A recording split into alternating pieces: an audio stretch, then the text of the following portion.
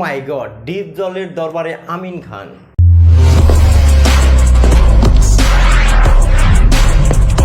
আহো বাতিজা আহো।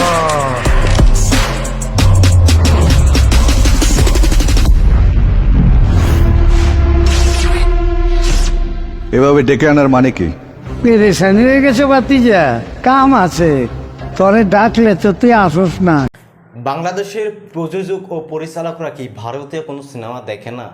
দেখে নাকি পাঠান সিনেমা, দেখে নাকি জওয়ান সিনেমা, দেখে নাকি টাইগার 3 সিনেমা?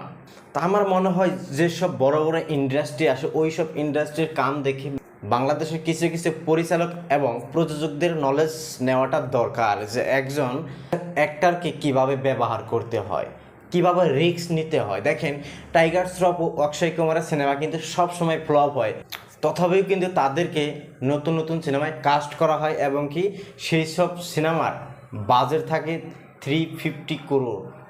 আর হ্যাঁ, বাংলাদেশের কিছু কিছু পরিচালক আছে, প্রযোজক আছে, তারা তো সব সময় সোশ্যাল মিডিয়ায় এসে কান্দাকাটি করে যে আমাদের সময় তো হল ছিল 200টা 300টা, এখন তো আছে 60টা 70টা। এখনকার সময় তো 60-70টা হলই থাকবে, কারণ শাকিব খান ছাড়া তো কোনো হিরো নাই বাংলাদেশে।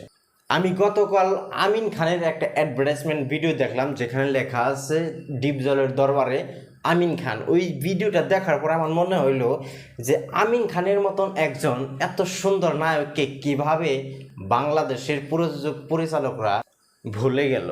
আমার মনে হয় শাকিব খানের নতুন একটা সিনেমায় যদি আমিন খানকে কাস্ট করা হয় পাঠান সিনেমার মতো, টাইগার 3 সিনেমার মতো, যেমন পাঠান সিনেমায় শাহরুখ খান বিপদে পড়ে, সলমান খান এসে উদ্ধার করে, আবার same condition tiger 3-তে Salman Khan বিপদে পড়ে, শাহরুখ খান এসে উদ্ধার করে।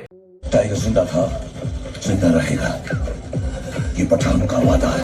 এইরকম যদি একটা সিনেমা হয় বাংলাদেশে শাকিব খান এবং আমিন খানকে নিয়ে, তাহলে হয়তো বাংলাদেশের হলের সংখ্যা এখনকার থেকে অনেক অনেক বেড়ে যাবে। কারণ আমিন খান দীর্ঘদিন কাজ থেকে বিরতর পরে যদি আবার কাম ব্যাক করে শাকিব খানের সিনেমার মাধ্যমে, বা আমিন খানের কোনো একটা সিনেমায় শাকিব খান যদি কেমিও করে, বা শাকিব খান যদি সেই সিনেমায় আসে, সাপোজ আপনি এক্সাম্পল স্বরূপে ধরে নেন পাঠান সিনেমা এবং টাইগার 3 সিনেমার মতন, কিভাবে একজন আরেকজনকে উদ্ধার করে, ওই রকম একটা যদি সিনেমা হয়, যদি বাংলাদেশের সিনেমা তো হাই বাজেটের না, কিন্তু যে বাজেটে বাংলাদেশের সিনেমা তৈরি হয় ওই বাজেটে যদি মানে এইসব একটা কাহিনী না বানানো হয়,